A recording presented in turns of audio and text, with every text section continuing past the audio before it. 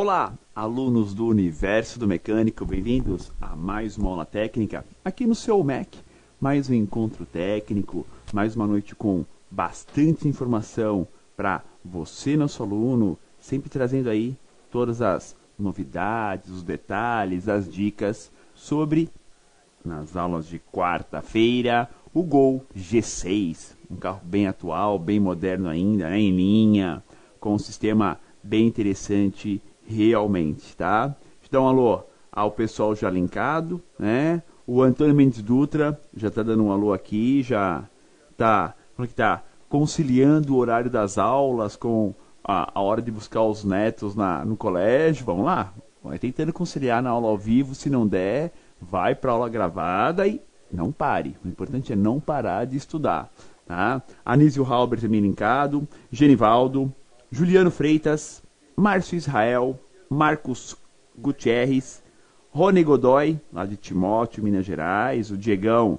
lá de Cuiabá, também está linkado, nos acompanhando em mais uma aula técnica aqui no seu UMEC, seu Universo do Mecânico. Hoje aula de número 89, olhem, como passa o tempo, né? 89 já, a aula de 2014, amanhã aula 90, hein? Daqui a pouco estamos aí na 100ª aula de 2014. Vamos lá ao tema do encontro técnico de hoje. Volkswagen Gol, geração 6, G6, motor 1.0 Flex. O nome do sistema de gerenciamento eletrônico, ME 17.5.20. Aula de hoje, né, o 8º encontro deste Gol, falaremos sobre atuador, parte 1. E o entender, né, interessante para vocês, que quando falamos de atuadores, sempre pensar no seguinte: o atuador, ele é como se fosse um empregado da ECU, né? Ele é comandado, ele recebe ordens da ECU, tem que atuar, tem que obedecer, tá? Porém, nem sempre as ordens chegam corretamente. As ordens chegam para ele atuar corretamente, porque a ECU pode estar recebendo informação incorreta, incoerente, e aí ela vai mapear o atuador também de forma incorreta, de forma incoerente. Então temos que fazer o quê? Sempre analisar o que é que está acontecendo com o atuador para entender se esse erro é do atuador ou é do comando que o atuador está recebendo. Então, assim, o atuador não tem vida própria. Ele recebe ordens. Claro, por uma questão até mesmo de segurança técnica, temos o quê? Os atuadores trabalham com tensão da bateria, porém, a ECU comanda eles sempre pelo negativo. Então, temos o quê?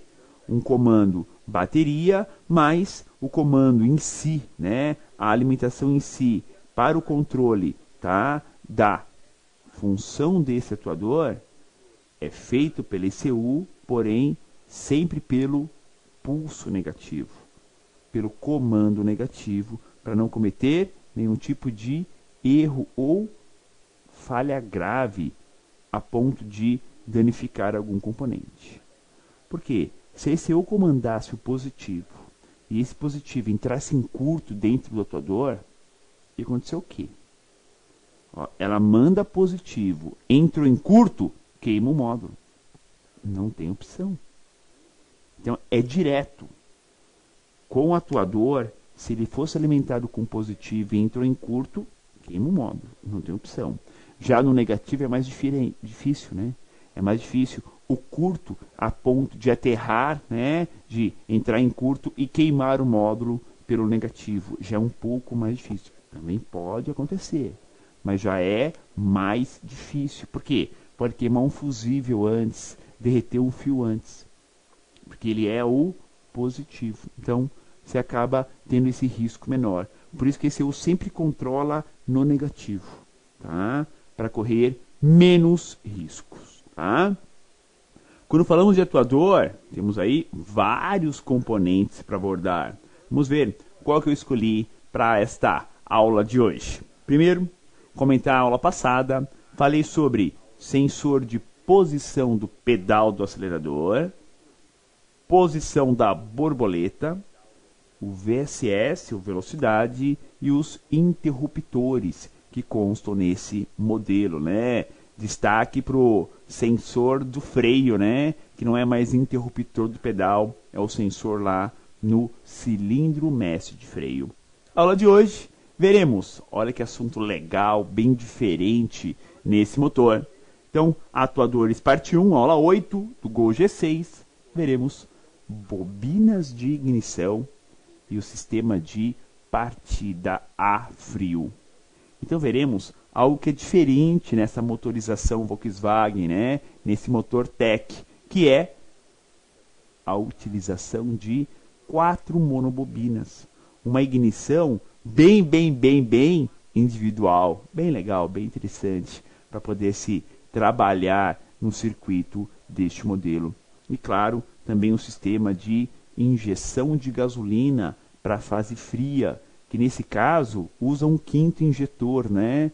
Junto com o tubo do sistema de partida a frio, temos um quinto injetor. É interessante, né? São carros mais novos, carros mais atuais, que começam a ter o quê?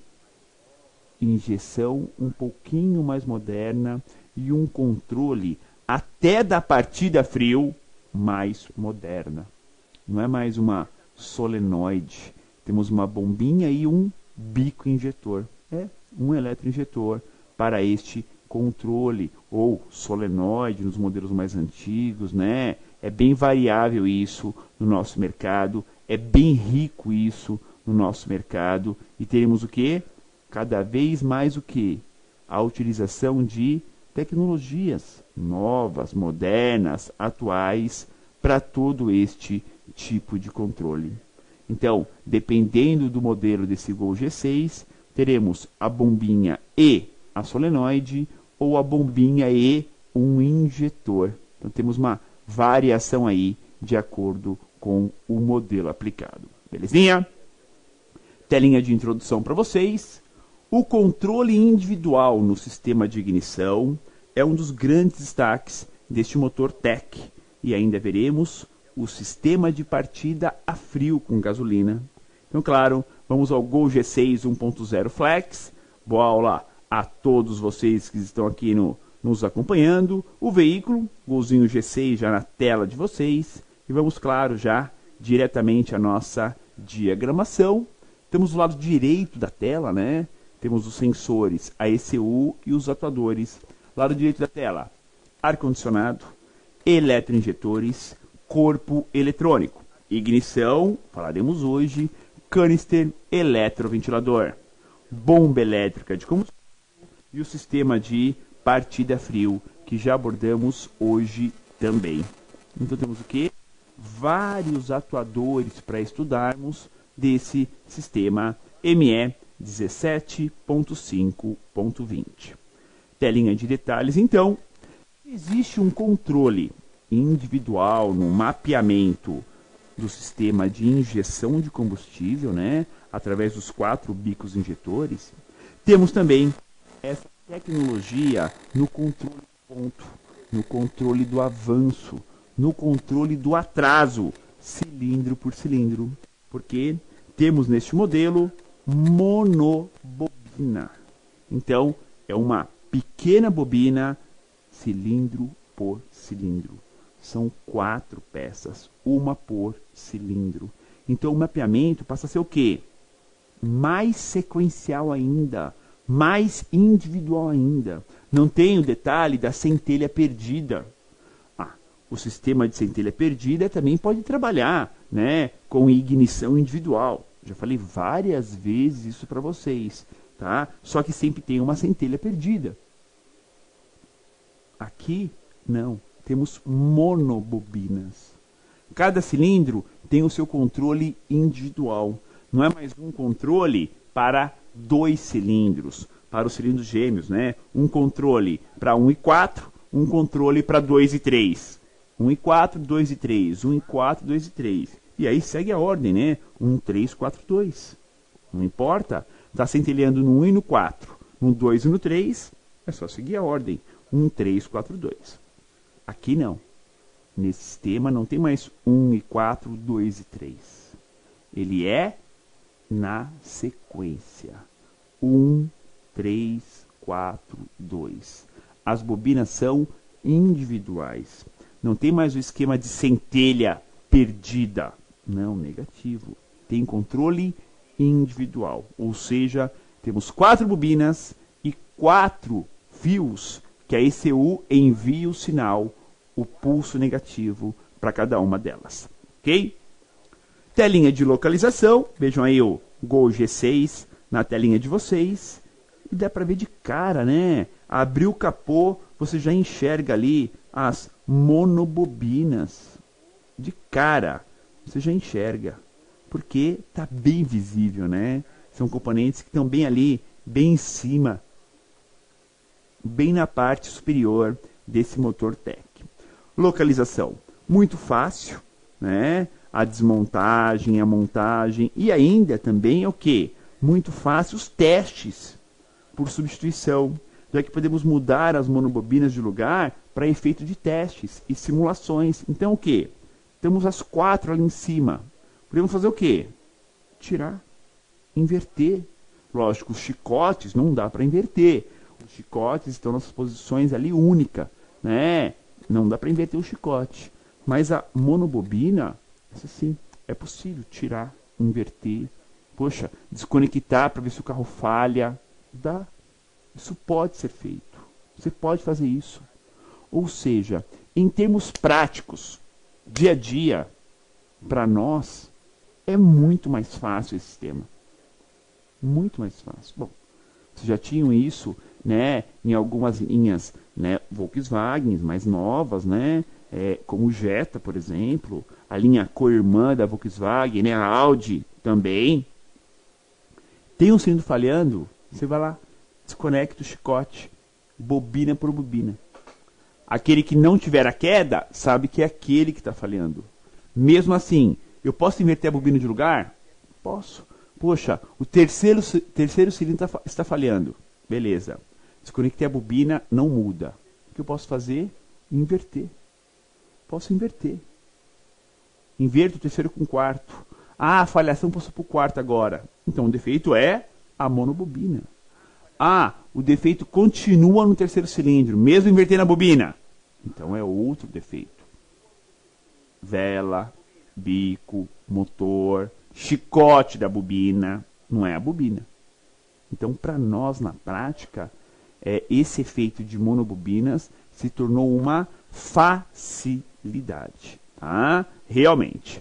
Um motorzinho TEC, tecnologia para economia do combustível. E aqui, ele, o nosso atuador da aula de hoje. Então, vejam, ó, temos o prolongador, que vai encaixado na vela, internamente a ligação de cobre. Temos uma parte superior quadradinha, que é a bobina em si, ou seja, o enrolamento primário e secundário, e ainda, junto, um pequeno módulo amplificador de sinal. Um módulo que amplifica o sinal da bobina. Então temos justamente esses componentes. Conector elétrico de 4 fios. Ah, então não é uma bobina de 2 fios. Não é uma bobina de 3 fios. É uma bobina de 4 fios. 4 pinos. Ou seja, temos 4 pinos distintos em cada uma das 4 monobobinas. Tá? Já veremos o chicote, a limitação elétrica, etc. Tá? Mas entender como que é este atuador. Vamos lá.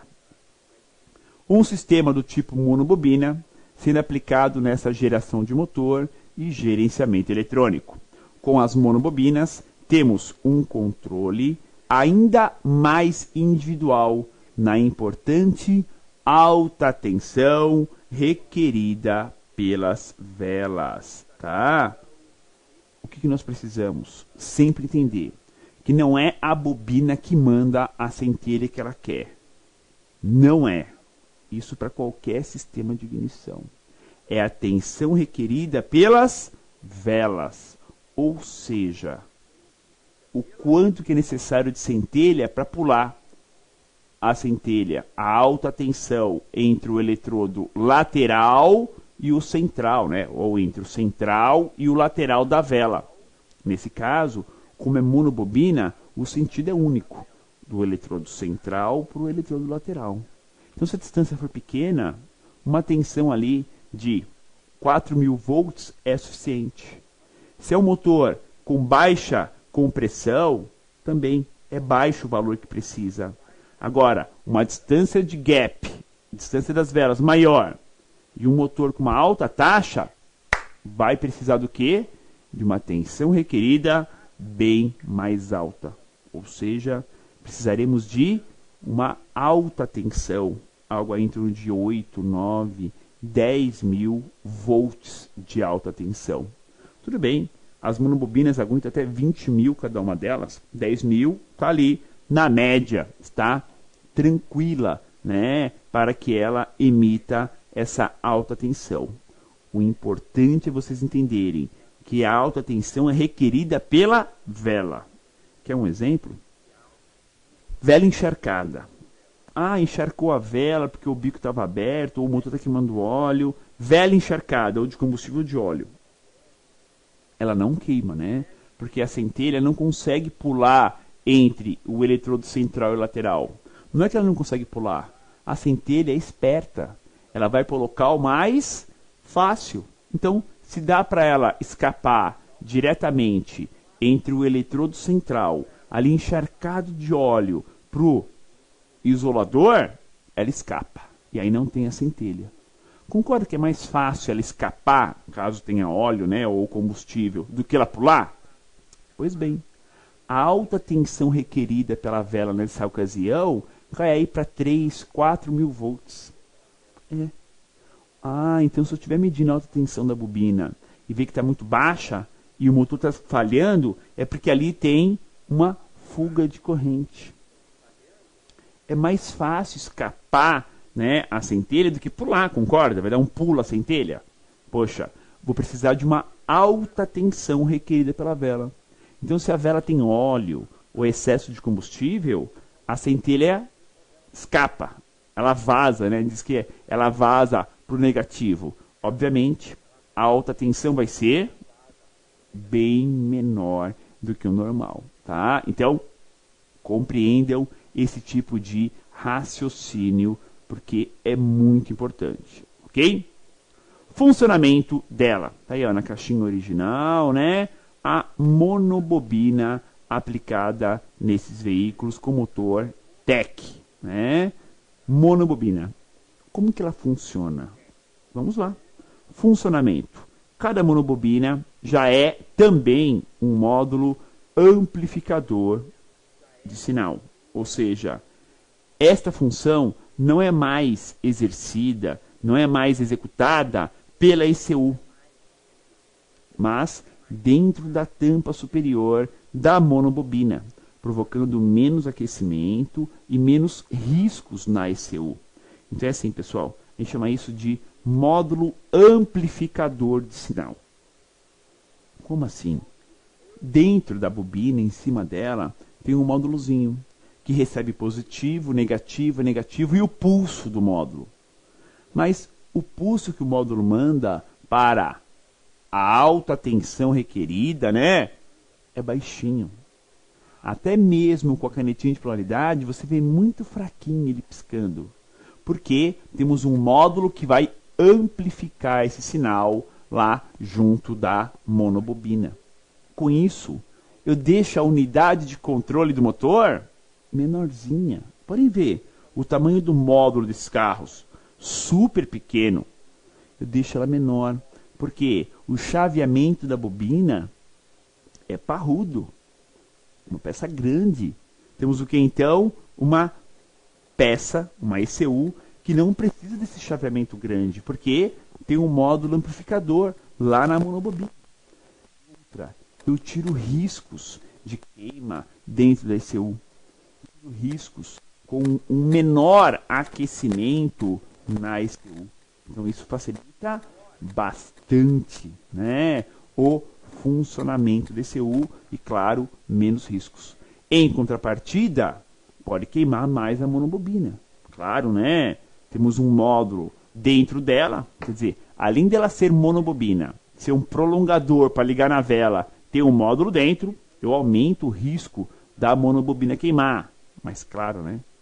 Diagnosticar e trocar uma monobobina é muito mais barato do que uma ECU. Muito mais, né? Muito mais fácil, muito mais barato, com toda certeza. Então, esse risco vale a pena. Só para dizer como que ele funciona, então, o módulo envia, né? Aqui as ligações, ó. Olhem aqui as 4 monobobinas. O módulo envia, tá, o comando negativo e esse módulo amplificador sinal dentro da monobobina vai amplificar esse comando da ECU do motor. O que a ECU do motor faz? Capta, recebe as informações e segue o mapeamento. Principais na questão de bobina, qual é? Rotação do motor, fase, né, porque é monobobina, tá? E MAP, são os itens principais para mapeamento da ignição. Depois, para atrasar o ponto, tem o quarto sinal importante, que é o sensor de detonação. Então, ó, rotação, fase, MAP e, por último, detonação. Como que esse mapeia a bobina? Bom, através do enrolamento primário da bobina. Então, chega a 12 volts, tensão da bateria para a monobobina, chega aterramento e o comando negativo desse primário. Quando o módulo manda o negativo, eu estou carregando a bobina. Chama isso de, né, dead circle, né, é o ângulo de carregamento da monobobina. Quanto maior o tempo de carregamento, mais negativo o módulo está mandando para o módulo amplificador da monobobina, mais campo magnético, maior será o campo magnético. Quando fecha, teremos uma tensão mais alta ainda. Tá? Então, quanto maior o tempo de carregamento, maior será a tensão que sairá da monobobina. Então, temos o quê? Um comando que esse faz que é muito importante. Falamos muito de tempo de injeção, né? O tempo que os bicos ficam abertos, o TI. Mas temos também na ignição algo semelhante, que é o chamado ângulo de permanência. Ou seja, quanto maior o ângulo, maior será o tempo de carregamento das bobinas. Mais alta será a tensão que vai para as velas. Mas lembre-se, isto é o comando negativo que o módulo exerce em cima de cada uma dessas 4 monobobinas que vocês estão vendo aí na telinha, tá? Vamos falar sobre a pinagem delas? Não, primeiro as ligações, vamos lá. Ligações. São 4 pinos em cada monobobina, então atenção, hein? Cada monobobina tem 4 terminais, sendo que o pino 1 é massa, o pino 3 é massa, então 2 aterramentos. O pino 4 é o positivo. Tensão da bateria, tá? Ou seja, via F7, fusível 7, chega tensão da bateria para o pino 4. Assim, esses 3 pinos de cada monobobina estão ligados em paralelo. Estão ligados. Pino 1, pino 3 e pino 4 estão o quê? Juntos. Se falhar o negativo no pino 1, tá? Vai falhar para todas as monobobinas, a não ser que seja um defeitinho de chicote, tá? Mesma coisa o 3. Não vem positivo para nenhuma das 4 monobobinas. Vai ver o fusível 7. Vai para o F7. É ele que manda o positivo, tá? Não chega nele, então tem que seguir o restante da ligação elétrica.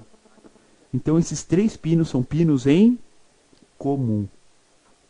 Pino 1, pino 3 e pino 4. Obviamente, sobrou quem? O pino 2, né? Foi o pino que sobrou. Faltou ele, né?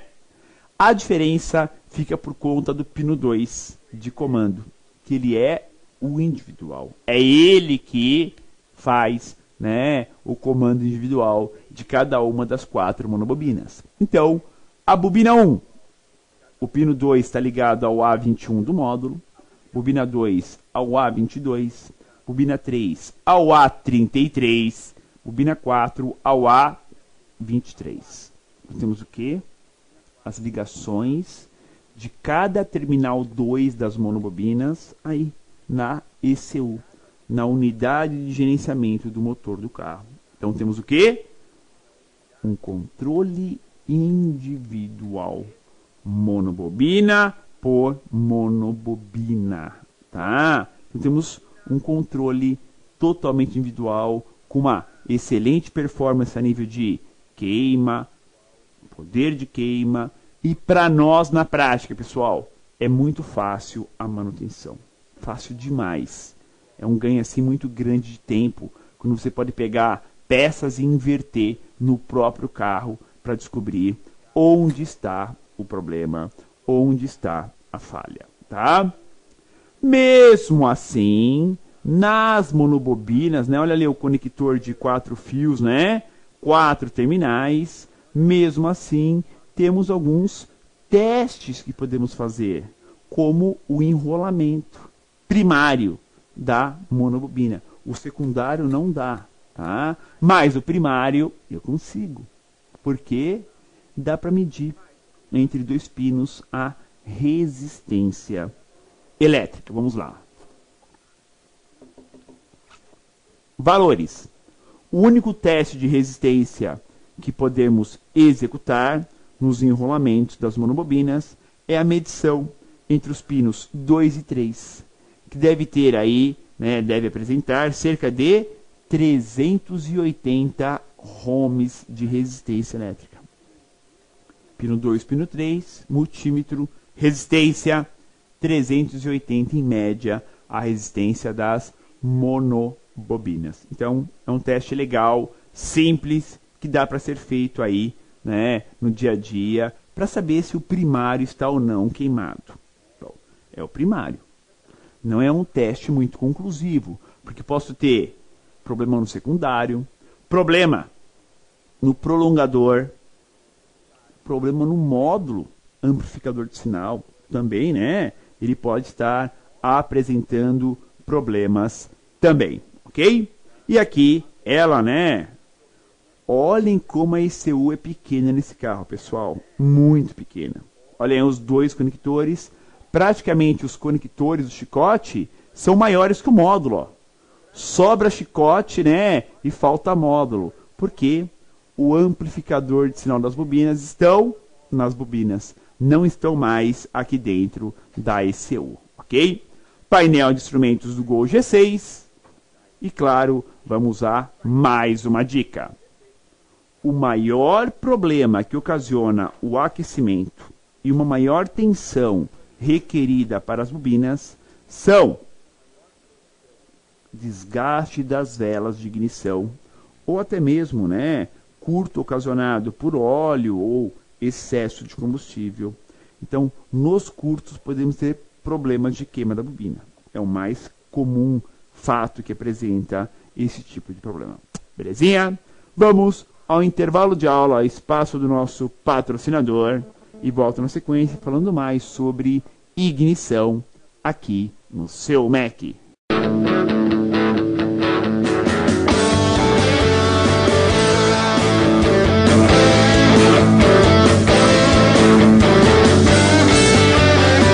Olá, amigo reparador, bem-vindo a mais um programa da série Como Instalar da MTE Thomson.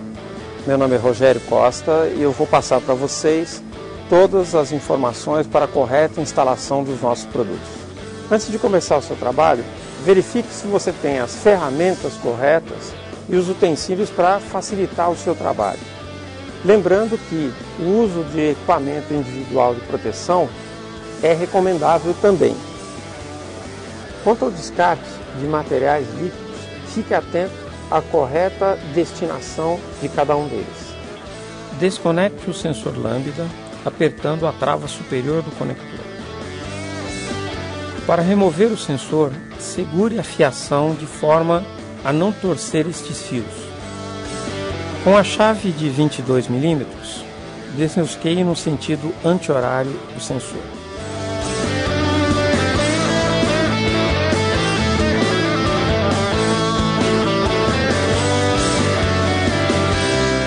Examine as condições da rosca interna, onde será instalado o novo sensor. Veja se existe a graxa especial somente na rosca do sensor.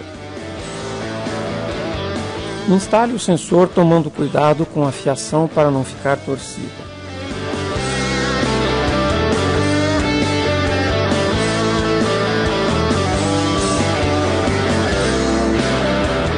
Dê o aperto final no sensor com a chave de 22 mm, onde o aperto recomendado é de 40 a 60 Nm. Conecte um novo sensor ao sistema do veículo. Esperamos ter ajudado com essas informações. Acompanhe sempre os nossos capítulos da série Como Instalar. Qualquer dúvida ou sugestão, entre em contato conosco. Até a próxima!